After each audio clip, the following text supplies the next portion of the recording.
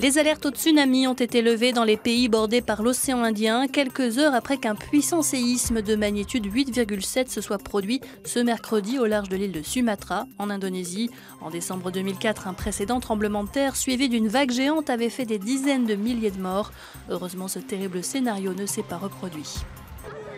15h38 à Banda Aceh, la terre tremble de nouveau. La secousse sera enregistrée à 8,6 sur l'échelle de Richter. La panique saisit la population. La peur durera 5 minutes. Le tremblement de terre est ressenti à travers tout l'océan Indien, comme ce fut le cas en ce 26 décembre 2004. Aussitôt, l'alerte au tsunami est déclenchée dans la région. La secousse dure 5 minutes. C'est une véritable panique qui s'empare de la population de Sumatra au Sri Lanka. En Thaïlande, la foule cherche refuge dans les collines.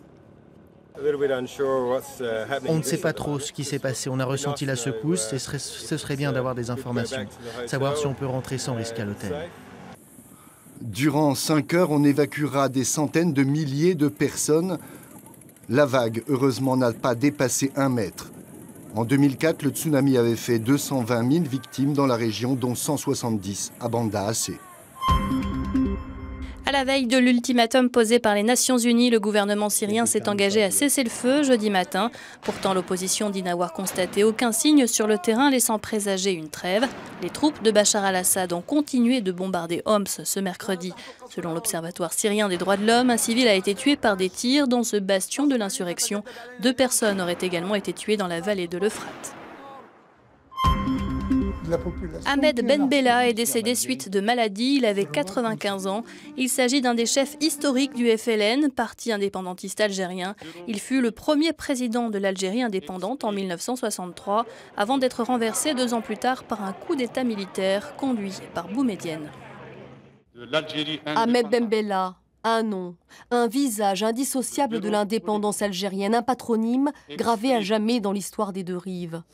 L'homme serait né en 1916 dans l'Oranais et a d'abord combattu pour la France durant la Seconde Guerre mondiale. Le général de Gaulle lui-même l'aurait récompensé. Militant de la première heure dans le mouvement nationaliste algérien, il va mener la guerre de libération aux côtés notamment d'une autre figure charismatique, Hosni Ait Ahmed, le dernier des 9 chefs historiques du FLN, Front de libération nationale, encore vivant aujourd'hui. Dès 1950, Ahmed Ben Bella et ses hommes sont traqués et emprisonnés. Détenus jusqu'en 1962, les accords d'Évian, en mars, signent la fin de la guerre et lui offrent la liberté. Alger l'accueille en héros. Il savait s'adresser à des foules considérables, il savait leur parler, il parlait très bien le français, mais il parlait très bien aussi l'arabe populaire. Donc les Algériens, au moment de l'accession à l'indépendance, dans ces années 62-65, eh bien, pouvaient s'identifier à ce personnage qui était, disons, un personnage charismatique. Le tribun devient président en septembre 1963, le premier chef d'État de l'Algérie indépendante. Mais très vite, celui qui voulait établir un socialisme autogestionnaire va se heurter à de nombreux ennemis qui le jugent désordonné. En juin 1965, il est renversé par son ministre de la Défense, le colonel Ouari Boumedienne. Un putsch qui lui vaudra 15 ans d'internement. La résidence surveillée, puis l'exil en France et en Suisse. Il ne rentrera dans son Algérie qu'en 1990. C'est là-bas aussi qu'il s'est éteint, l'année du 50e anniversaire de l'indépendance algérienne. Une autre figure historique s'est éteinte. Raymond Aubrac est mort mardi à l'âge de 97 ans. Il avait rejoint avec son épouse les rangs de la résistance dès 1940 et participé à la création du mouvement Libération Sud. Il avait été arrêté à Caluire avec Jean Moulin le 21 juin 1943, puis s'était évadé lors d'une opération spectaculaire menée par sa femme. Quand on est en péril de perdre la liberté, il faut faire beaucoup d'efforts pour ne pas la perdre parce qu'ensuite, ça devient très très difficile de la récupérer. Raymond Aubrac était le dernier grand acteur de la résistance, a déclaré Serge Klarsfeld, président de l'association des fils et filles de déportés juifs de France. Tous les partis politiques en campagne pour la présidentielle se disputent aujourd'hui son héritage. Un sujet plus léger à présent, saviez-vous que l'armée suisse compte dans ses rangs plusieurs grands chefs cuisiniers? Leurs recettes sont détaillées dans un manuel réservé aux seuls militaires. De bons petits plats qui donnent envie de manger à la cantine. Dans ce petit pays à la neutralité séculaire, le service militaire, c'est du sérieux. Alors, il faut veiller au moral des troupes. C'est justement la mission de l'adjudant-major Martin. Donc après, mettre du bouillon, et puis on va mixer ceci à la fin, comme ça on a une bonne crème de légumes pour le repas de midi. Il améliore l'ordinaire des militaires. Avec ses confrères, tous considérés comme des grands chefs, il est l'auteur d'un best-seller.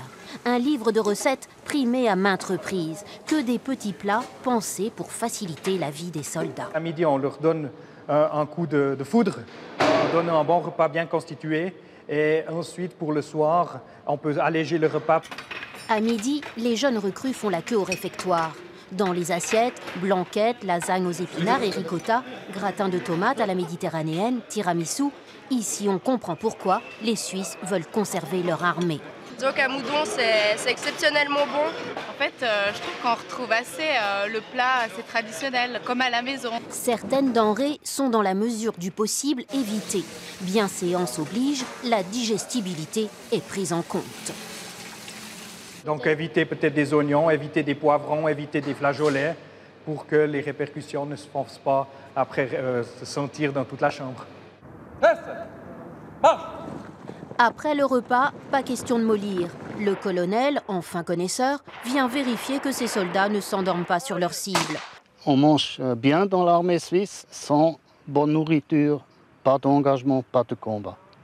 Pour lui, la cuisine, c'est le nerf de la guerre.